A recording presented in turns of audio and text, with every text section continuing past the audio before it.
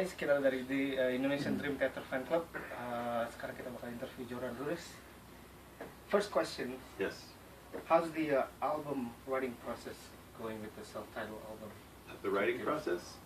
Oh, well, let's see. We had a very enjoyable process, first of all. It was one that included a lot of patience and taking the time to really do things right. Whenever we go into the studio, we always kind of conceptualize what we want to do first. You know, we don't just go in and start like messing around. We kind of make a plan. What are we really trying to accomplish? So that was a big part of it. So the first 2-3 days or whatever, we're just kind of thinking about that and getting gear set up. And once we get our plan in order and get all our gear completely in order, then we can start to begin. And then we start bouncing around riffs and throwing ideas around, and it's always kind of organized and very thoughtful. So with this new album, you guys have instrumental now with the Enigma Machine. That's the first instrumental since... Actually, there's two. False Awakening. Right. Well. But I think it's the first instrumental since Stream of Consciousness. What makes you guys think that it's time for do another instrumental? I think we were overdue for one. We really wanted to do that. We enjoy that, so kind of felt like it's a good time to do it. Right. Make it happen. Okay. And why you guys think it's the right time to use a self-titled right now? Because we feel like it's a very, very great time for the band. The vibes in the band, both musically, personally, are really strong. We feel like we've never been at this point before. We felt like it was a great time to kind of allow people to just take note of the fact that this is a very great statement for Dream Theater. So I mean, it was obviously it's a choice that we could make, that we did make. We felt like it was a good time to just put it out there and say, hey, you want Dream Theater? This is who we are. Dream Theater, all right. Yeah. And so this is the first time, I believe, with Mike Mangini, who's over here. Mike Mangini is the drummer. Right. It's actually the first album he's writing with you guys in the same space. Right. How much of input he gives to this album? So having Mike in the room with us was really made a lot of difference because of his personal energy and also his energy behind the drums. It made a big impact in all the songs to have him back there actually working out his parts with us, which the drums are the kind of the energy behind the band, and he has so much of it that that part by itself was just a major influence in the way everything really came together. But beyond that, he's got his own amazing rhythmic sense that he was able to offer us and influence the music and do some things that we wouldn't ordinarily have done. So I believe you have the best seat in the house to see this guy play live. Yes, I do. Does he ever do anything that makes you go, what was that? Like, what's the thing that he's done just now, like during live? He does things that make me smile. Right. Right.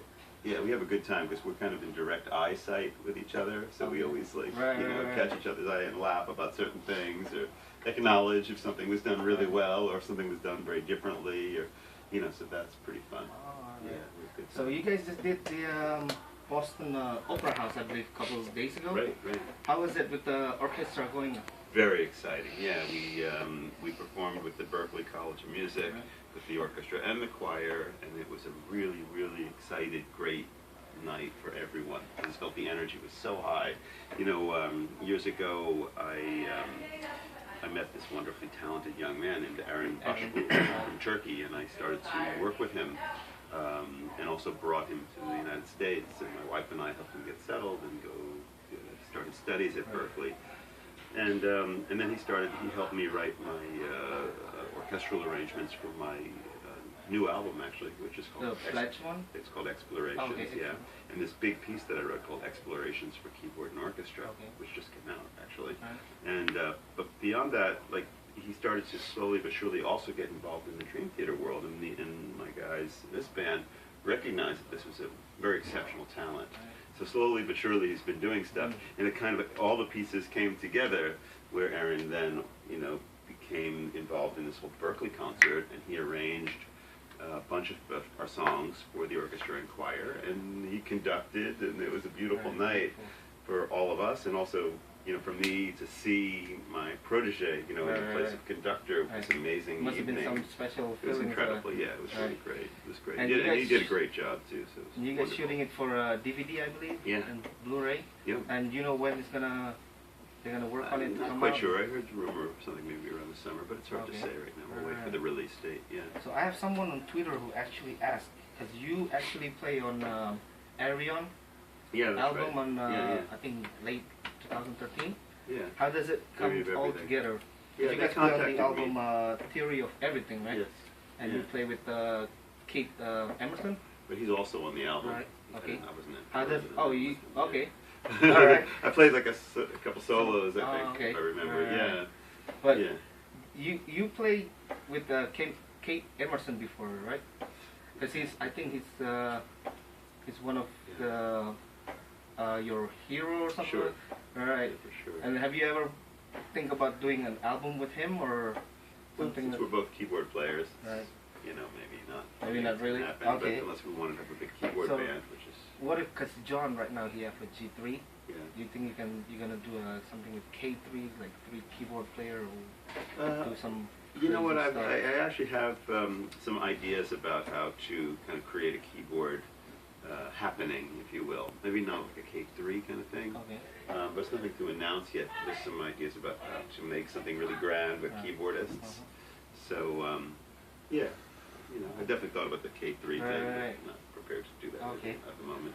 So, another question from Twitter from our fan club. Yeah. Somebody asked, how many keyboards do you own at home?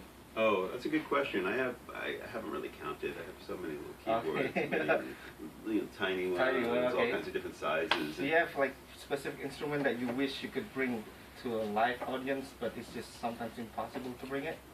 Well, I had my big Moog modular synthesizer. Not Moog, actually. It's made by synthesizers.com, but it looks like a big old Moog thing. It was huge. I used to bring it Is out it with me. the one that you use for Yes, aquarium? yes, exactly. Okay. But I put it Yeah. in my room at home because it was so big, It's big, I mean, I have things, Right. like lots of fun toys and stuff. But, the reality is that in the Dream Theater live environment, I like to kind of focus in and, use my, like in this case, my Korg Kronos as the main instrument. And then I bring out some toys and I have my Zen Ripper, which is the guitar-like Right, thing. okay. And got my Continuum. And now I have a beautiful new instrument called the Seaboard, which I'm starting to use a lot, Keyboard, which okay. is a new instrument made by Rowley Labs, which is a company I've been involved in. It's an amazing cutting-edge, new kind of instrument that allows the keyboardist to have a new kind of expression on the keys, because it kind of features an organic, like elastic touch.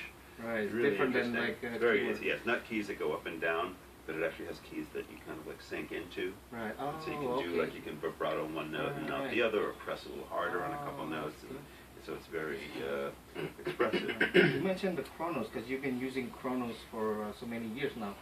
You involved so much with the way they create the sound, or Involved with the way that, just mostly as a musician, as a user, I certainly have given Korg many ideas and energy over the years. But for me, that instrument is just the one that I choose out of all of them, because it really makes the most sense. It's got Okay. some great features that that are really important to me, like being able to play large. And this is a feature I asked them about for a year. One of the musicians that was kind of knocking on the door, saying, "Hey, you should do this." But and that feature is being able to have like a big combination of sounds. Let's say I'm playing a string sound here, and brass here, and an effect here, and then it's an immediate change to something else. In the old days, what would happen is if you change from this big sound to another one, it would cut off. Right. All the reverb, everything would stop, or the voices would glitch.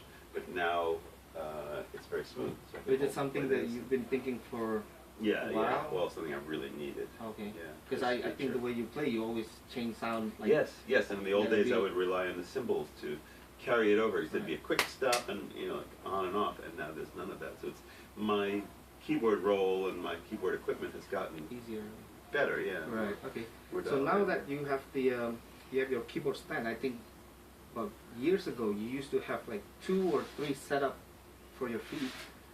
But Oh, right, I see you're right right. now you have like just one Yes. pedalboard that goes And that was with actually that was my last tech. He's not with me anymore, at least on the road. John Luca, who had the brainstorm that we should have a mechanism that has the pedals that actually go around with the stand when it spins. Right. So now I have the pedals I need in the position, and as I change my keyboard, they go around with me. Okay. So it was a good solution. It was a good moment of brainstorming. So you write also your own like solo stuff, but Yeah. how you divide between which one is going to be my solo stuff and which one I'm going to go to Dream Theater That's a with? good question. I mean, when I'm in the studio with Dream Theater, basically I'm very focused on that process, and generally I try to think along the lines of what is appropriate, what will work in the Dream Theater context. When I'm on my own, I'm doing my own solo albums, like my new orchestral album. I mean, obviously that kind of style is very different, so I'm just in that headspace. Or when I did my solo piano album, All That Is Now, it was just my very flowing, kind of gentle piano headspace, which is a big part of who I am, but it's not the same Jordan who just kind of goes into the Dream Theater thing. A lot of people, you know, out there just think, oh, Jordan's the like progressive metal guy. It's another side. It's not really true. I mean, Right. yeah, I have that side. It's one of the things I do. But I'm also very into that kind of expressive, flowing piano music. I'm also into classical music and Latin, you know, electronic stuff. And I mean, music is my life, so it's a very broad, you know, kind of experience for me. That's the next question. If you don't do music right now, what do you think you're doing right now? Well, I mean, I something also else have an app company that makes apps, happens to be music Oh, apps, is it but right? it's Okay, my more place. company. I'm the president of the company. Okay. So I guess I could be running The you know, company. the company, or you know, I like things that are creative in general, whether it's graphics or artwork. So another question is because Dream Theater, they have this the best of times, a song from Black Clouds. Yeah. Do you think Dream Theater is gonna bring it to life anytime soon, Best or of is it something times? that sometime soon that you Didn't guys really, gonna play? haven't really thought about it. Thank you. I mean, I think that song. Because I think Space Die Fast, you put it in the shelf for so many years that Yeah, nobody's played right. live, but Sure. you did the first one with James, Yeah. I think. I mean, I guess anything is possible. Right, You know, we okay. haven't thought about that a little So while. That's us fans, I mean, one of the complications of that song probably is just, you know, very the whole personal. Portnoy thing, and Right. he wrote it. He wrote the words Right. about his dad and everything, which was very nice. But I don't know. Right, It's very it's gonna personal to be- him. All right. So in 2012, that's the first time ever Dream Theater actually have a show in Indonesia. Mhm. Do you have any memory about that time? Sure. Yeah.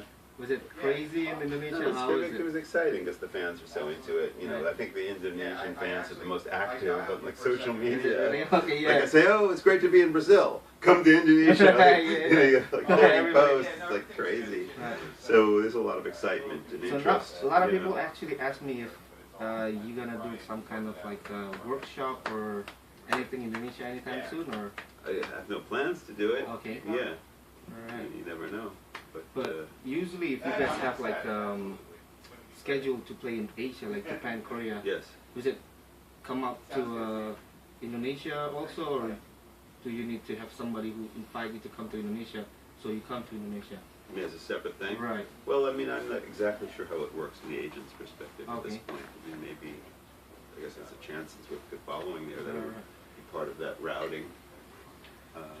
I hope for all the fans' sake, I'll never hear the end of it if we don't go Right. back. I mean, they'll keep on hitting until somebody listens, right? Right.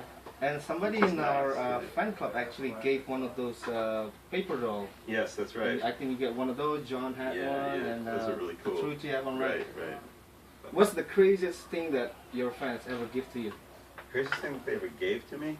I mean, I think some. Oh, no, I get all people kinds of just- stuff. Oh, I got something really nice the other day. It wasn't necessarily crazy, but it was really creative. It was called a dream catcher. You know what a dream catcher is? It's like Right, those things yeah. you hang in your window, Yes. and it's supposed to, it's like a, I don't know, maybe stemming from an American Indian thing, but it was really cool because it was a dream catcher with the Dream Theater symbol. Somebody gave it to us the other day. It's very That's nice. cool. That's very nice. Yeah. All right. Well, Very clever. I think that's all I have for the question Okay, for today, man. because I think they already said it's gonna be so a couple of minutes. No problem. Right. Thank you so much for giving Good us some stuff. time. Good questions. All right. Thank you so much. Pleasure. So guys, Dream Theater, Jordan Rudess dari Dream Theater, kita dari Indonesian Dream Theater Fan Club. Keep Bye. rocking. All right. Thank you, Good Jordan. man. Thank you. I'll see you. Have a good show. Thank you so much. Enjoy it. Thank you. Also a studio engineer, did you? Yes.